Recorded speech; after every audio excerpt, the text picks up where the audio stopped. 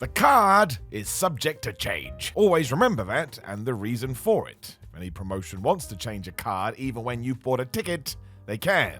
You may have wanted to see Roman Reigns, but now it sucks to be you. Sometimes there are proper reasons to be fair, however, so I am Sam from What Culture. Thank you very much for tuning in. Please think about hitting that subscribe button. This is 10 wrestling matches that were controversially cancelled. Number 10, John Moxley vs. Brian Kendrick from the 2nd of February 2022 AEW Dynamite. Tony Khan likes to bring in notable names from nowhere and book them against his stars. Recently, we've seen RVD have a couple of cameos, and back in 2022, this role was offered to the one Brian Kendrick. It never happened. This is because as soon as it was announced, a 2013 interview Kendrick had done came to light, where he had gone full conspiracy mode towards the likes of the Holocaust and the Sandy Hook tragedy. It was completely appalling speak. Khan tweeted out that he'd been made aware of these abhorrent remarks and swiftly cancelled Brian's booking, and it was the right move. You can't say things like this. Now, it is only fair to point out Kendrick has been very remorseful about this interview, and I hope he truly means it. As long as we can learn and grow from our mistakes, then we'll be alright. But still, just don't think this way in the first place. Number 9, Goldberg vs. Roman Reigns from WrestleMania 36. We were mere weeks away from this, to the point we even had graphics and a video package. Bill Goldberg had defeated The Fiend to win the world title, and annoyed everybody in the process, before Vince McMahon thought him versus Roman Reigns was the far bigger match for Mania. Sadly, when we booked this, McMahon didn't know a global pandemic was around the corner. Man, this was gonna wreck everything. For starters, it got rid of the fans, so this was going to happen in the Performance Center. And then, due to it being a massive health hazard, the big dog had to pull out because he quite liked being alive. I mean, you can't get mad at that. It left the whole event in disarray though, but let's look at this logically. Roman's well-being is way more important than a wrestling match. So good. I'm glad this happened. It did nothing for Mania because we got Goldberg versus Braun Strowman instead. That was just sort of there, hanging out playing Nintendo. Although that whole pay-per-view, man, was like going to a funeral. Number 8, CM Punk vs. Ricky Starks from AEW All Out 2023. So we never got this 100% confirmed, but come on. It would have been odder if it hadn't have happened. It was teased and teased and teased. This was even more true because All In and All Out were a week apart, so we had to use the roster as much as possible. CM Punk and Ricky Starks were also knee-deep in a Collision feud. It's right there, looking at you. The icing on the cake was the fact Starks had taken to whipping Punk's friend Ricky Steamboat, so what better way to finish this than with a strap match? Exactly. It then all went bad as Punk had some sort of confrontation with Jack Berry backstage at Wembley, and you know the fallout. He got fired. It is still insane. It meant Ricky had no opponent for the pay-per-view when Bryan Danielson stepped up.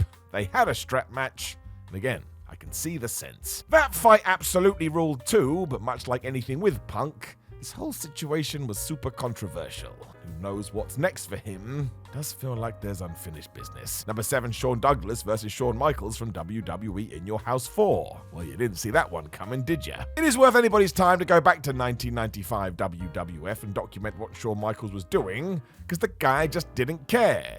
He himself has admitted this, and yeah, he was like a law unto himself. One such story was a very real bar fight he got into in Syracuse, and even today people argue about what actually happened. What we do know is that HBK took some sort of a beating, and he had to pull out of the In Your House pay-per-view.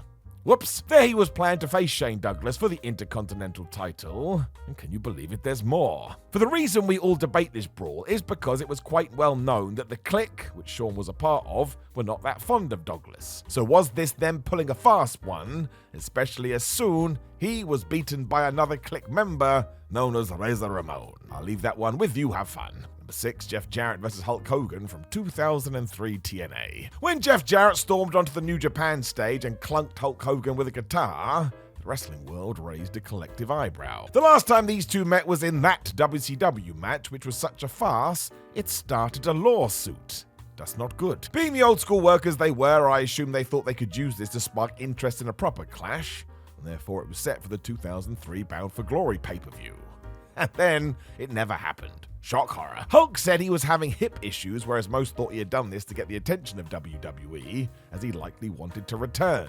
Suppose it worked out long term, as he was back there by 2005. And then in 2010, when he went to TNA. You know what?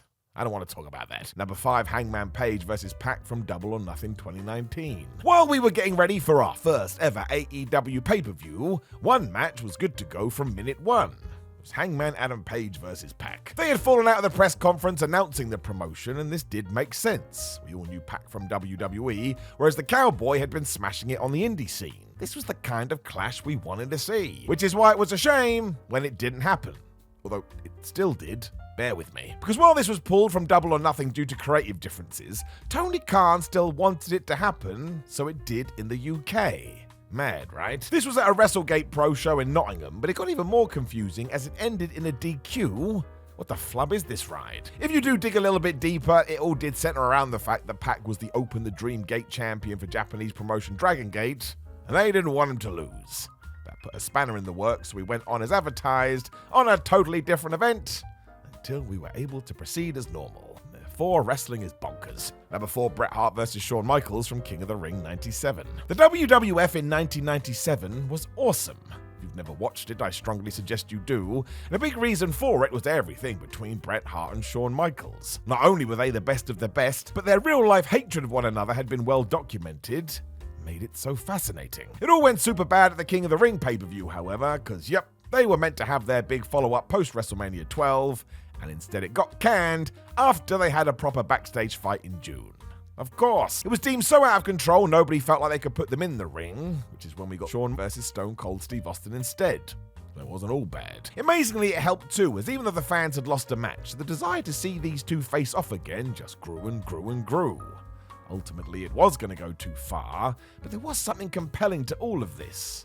When you recount it today, it's no surprise it fell off the rails. The signs were all there. Number 3, Zelena, Vega and Carmella versus Toni Storm and Liv Morgan from the 10th of September 2021 SmackDown. So this was just a bad move. For those that don't know, Zelena Vega's father passed away in the tragic 9/11 attacks, hence why this match meant so much to her. It was a day before the anniversary, we were at Madison Square Garden. As sad as it was, Vega was going to go out there and dedicate the match to her dad, and then WWE pulled it.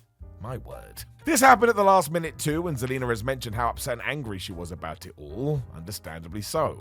The most bizarre part is Vince McMahon agreed and even apologized to Vega.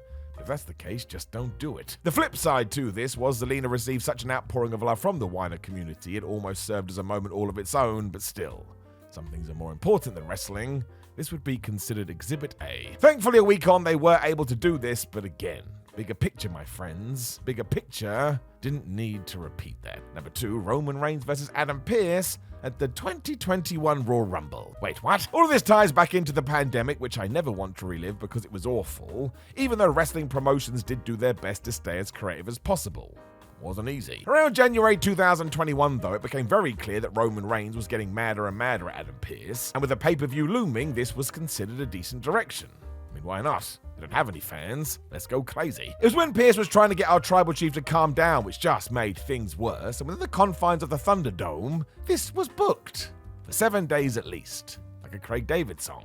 It turned out this was just an angle for Kevin Owens to go after the title, but still. If you did want to see this bizarre clash, you almost did, but ultimately you did not. Number 1, Taz versus Sabu at ECW Barely Legal 97. This one did go down eventually after an awesome 2-year rivalry, but my word, getting there was bonkers. It tied into the awful mass transit incident that went down in late 1996, which you should Google if you don't know about, because good grief, it put everything on the back burner. Any planned Barely Legal event was canned altogether, and there was even some questions about what would happen to ECW in general. Yes, it was that bad. Now, as we know, a few months into 1997, we did get going with Taz and Sabu finally doing their thing, but if you were expecting it the November beforehand, well, that all went out the window. If you are a promoter looking to start up a wrestling company, again, research this and never do it. What the flub were we thinking? Know of any other wrestling matches that were controversially cancelled? Make sure you let us know in the comments below before you like the video, share the video, and subscribe. Then please do go check out whatculture.com for all the latest wrestling news. Follow us on social media, and just enjoy your day as much as you possibly can. Because I love you, and I always will, and I'll also speak to you very, very soon.